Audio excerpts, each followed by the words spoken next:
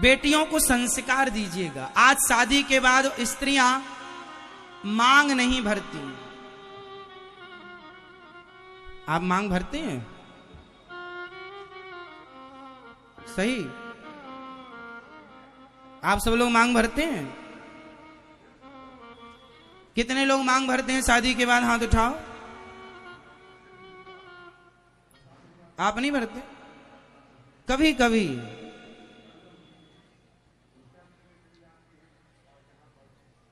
मांग हमें कभी कभी भरनी चाहिए। जब आप मासिक धर्म में हैं, अशुद्ध हैं, तब भले ना भरें उन दिनों में, उनमें नहीं भरना चाहिए। बाकी समय हमें हो सके तो मांग भर के रखना चाहिए। आप रोज नहीं, ठीक है, जब आप श्रृंगार करें अपना तो मांग दिखनी चाहिए। आजकल शादी के बाद भी ना तो मांग भरती हैं कुछ महिलाएं, मांग भरेंगी तो जरा सा किसी को दिख ना जाए। छिपाना है। क्यों छिपाना है? ये चोरी है क्या? आपने कोई जुल्म किया है, कोई पाप किया है? शादी करके कोई पाप कर लिया, छिपा रहे हैं, नहीं कोई देख ना ले कि हम शादीशुदा हैं। माता सीता लंबी मांग भर रही थी। हनुमान जी ने कहा, ये क्या है मां? बेटा, तुम्हारे भगवान की लंबी आयु के लिए ये नारी का श्रृंगार है, इसलिए मैं पूरा श्रृंगार कर रही हूं अपने पति देव की लंबी आयु के लिए। तो हनुमान जी ने कहा, इतना सा सिंदूर लगाने से राम जी की आयु लंबी होगी तो मैं पूरे शरीर में सिंदूर लगाऊंगा। तब से हनुमान जी को सिंदूर पूरे शरीर में चढ़ाया जाता है। तो मांग थोड़ी ठीक ठाक भरा करो। मांग कैसी भरनी चाहिए मेरी मां? थोड़ा बड़ी, थोड़ी अच्छी। मांग भरना अच्छा है या बुरा है? तो भरेंगे मांग। मांग भरा करिए। आजकल शादी के बाद स्त्रियां चूड़ियां नहीं पहनती। कुछ एक हाथ में चूड़ी, एक हाथ खाली। चूड़ी थोड़ी है, घड़ी है वो। घड़ी और चूड़ी में अंतर है। मेरी मां, बेटी चूड़ी नहीं पहन रही है तो गलती बेटी की नहीं है। मां को चाहिए था कि थोड़ा समझाती, संस्कार देती। कहावत कहते हैं कि भगवान दुश्मन की बेटी का हाथ खाली ना करे। हाथ खाली जब तक पति जिंदा है, स्त्री का हाथ खाली होना अपशगुन माना जाता है।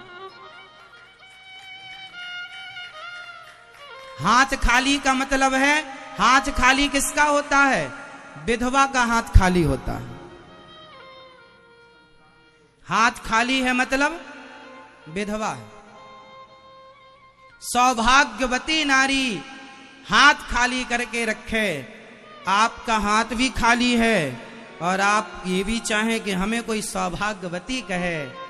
अरे कोई पंडित जी के पास जाना, और जब हमारे पास कोई आता है, महाराज जी आशीर्वाद दो, तो पहले हम उसकी मांग और हाथ की चूड़ियां देखते हैं। यदि हाथ की चूड़ियां हैं और मांग है तब सौभाग्यवती का आशीर्वाद देते हैं।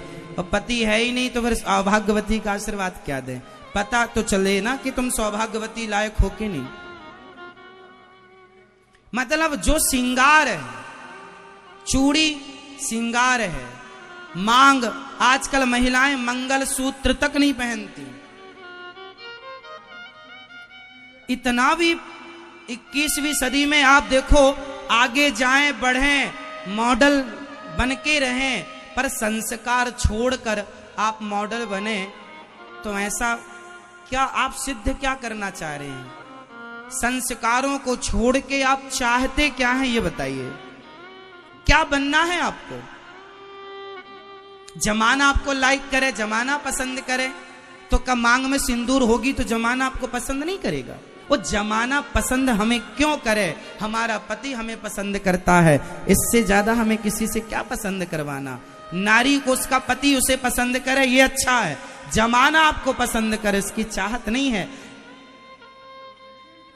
हमारे यहाँ घूंघट परंपरा थी, नारियां सिर ढककर रखती थी, अब नहीं है।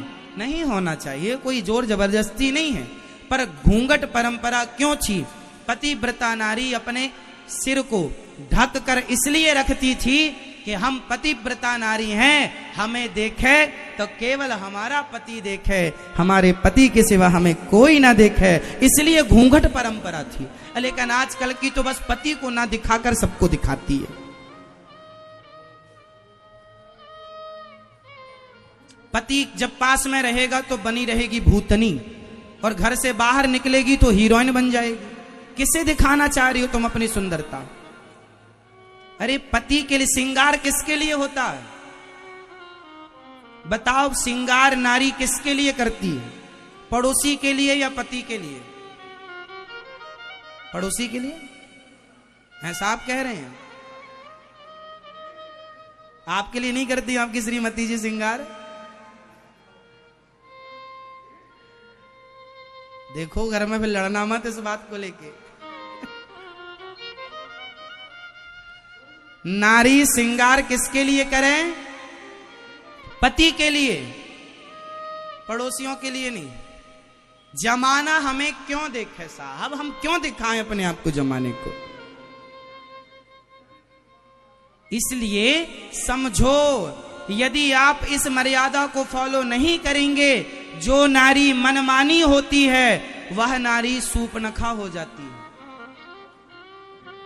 मनमानी है, कोई मतलब नहीं उसे परंपराओं से, संस्कारों से। जहां मन जाए, जिस जो भी पुरुष मिल जाए उसी को आई लव यू कह दे। वो सूपनखा ऐसी तो थी, राम जी के पास गई, तुम बहुत सुंदर हो, शादी कर लो। फिर लक्ष्मण जी, राम जी ने कहा लक्ष्मण जी के पास जा, उनके पास गई, तुम भी बड़े सुंदर हो। जो मिल जाए सबको आई लव यू कह देती थी। तो ऐसी नारियां सूपनखा होती हैं। और माता सीता, अपने पति के सिवा रावण ने कहा था सीता महारानी बना के रखूंगा, सोने का मृग देखा था, तुम्हारे मन में लोभ आ गया, सोने की लंका ले लो, ये मंदोदरी तुम्हारे कपड़े धुलेगी, आ जाओ मेरी बन जाओ। माता सीता ने ऐसे दुष्ट रावण, सोने की खान थी उसके पास, देखा नहीं। ये भारतीय नारी है, पति के सिवा देखना पसंद नहीं करती किसी पुरुष को। ये भारतीयता है,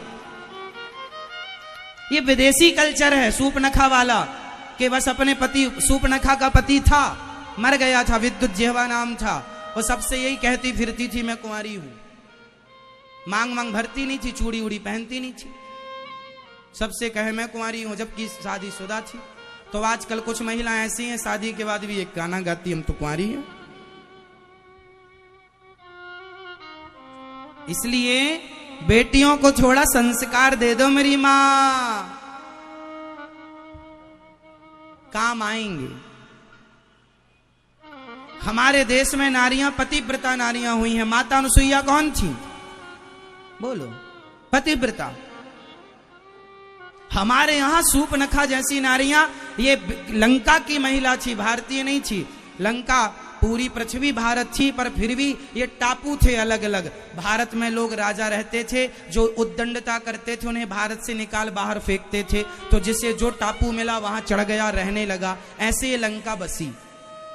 बाद में रावण ने, ये कुबेर रहा करते थे पहले लंका में, बाद में रावण ने कब्जा कर लिया। तो ये बातें हैं। तो ये विदेशी महिला है, हमारा संस्कार ऐसा नहीं।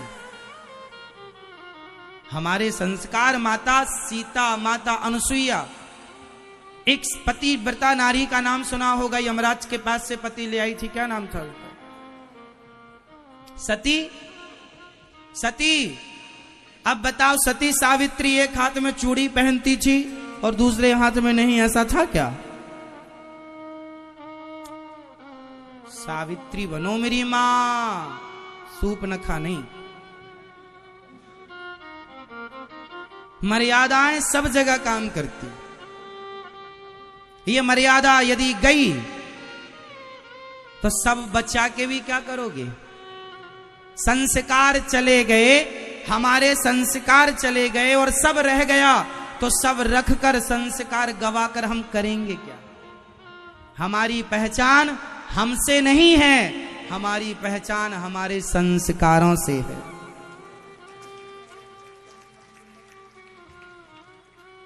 अनिरुद्धाचार्य की पहचान अनिरुद्धाचार्य से नहीं है, हमारी पहचान कोई फोटो से नहीं है, शकल सूरत से नहीं है, संस्कारों से है। ये संस्कार हैं तो हम हैं, संस्कार नहीं रहेंगे तो हम नहीं रहेंगे।